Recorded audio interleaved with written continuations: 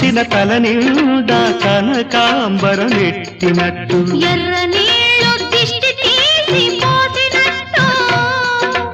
ఎర్ర నీళ్ళు దిష్టి తీసి పోసినట్టు కర్పూరం హారతి ఇచ్చినట్టు ఆకాశం ఎందుకో పచ్చబడ్డది